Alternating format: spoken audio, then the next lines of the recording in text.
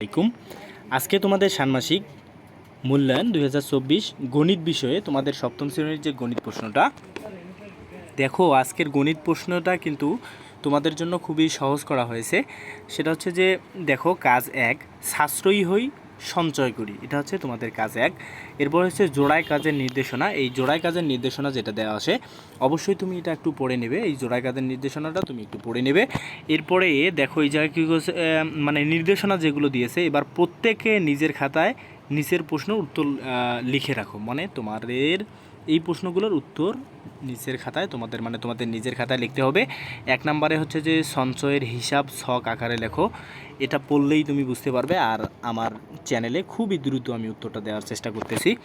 এরপরে 2 নম্বরে বলা হয়েছে সংখ্যাগুলোকে কী ছকের মাধ্যমে সূচকারে প্রকাশ করা যাবে সেটার ব্যাখ্যা করতে হবে। 3 নম্বরে বলা হয়েছে যে পঞ্চম মাসে তোমার সঞ্চয়ের পরিমাণ কত টাকা হবে। 5 নাম্বার মাসে তোমার সঞ্চয় কত টাকা হবে সেটা লিখতে হবে।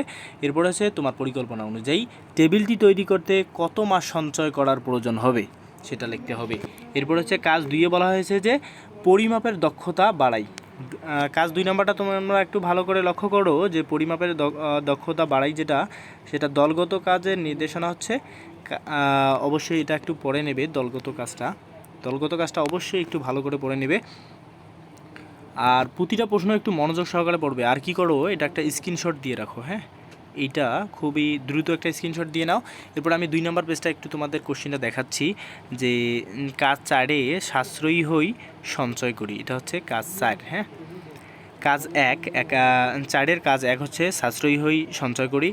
আর 5 নম্বরে বলা হয়েছে কাজ 1 হই সাশ্রয়ী হই সঞ্চয় করি এ উল্লিখিত টেবিলের সমগ্র পৃষ্ঠতলের ক্ষেত্রফলের সাপেক্ষে তৈরিকৃত মডেলটির সমগ্র তলের ক্ষেত্রফলকে শতকরায় প্রকাশ করতে হবে।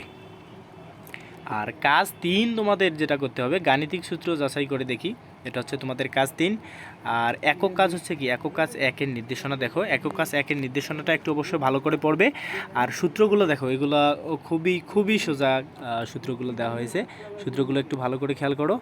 হ্যাঁ, এই সূত্রগুলো খুবই সোজা, কিন্তু সূত্রগুলো ভালো করে একটু খেয়াল করবে। আর তোমাদের এই জায়গায় কাজ 4 কী বলা হয়েছে দেখো, কাজ 4-এ হচ্ছে যে তোমাদের জ্যামিতিক আকৃতি বুঝিয়েও পরিমাপ করি, এটা হচ্ছে তোমাদের কাজ 4। একক কাজ 2-এর নির্দেশনাগুলো তোমরা একটু ভালো করে পড়ে নেবে। অবশ্যই তোমরা কোশ্চিনটা দেখেছো এবং বুঝতে পেরেছো যে কী তোমাদের লিখতে হবে। আর আমি তো একটু পরে উত্তর দিয়ে দিচ্ছি, তোমরা কি করো, এটা একটু স্ক্রিনশট দিয়ে নাও আর হচ্ছে কোশ্চিনটা একটু ভালো করে পড়ো।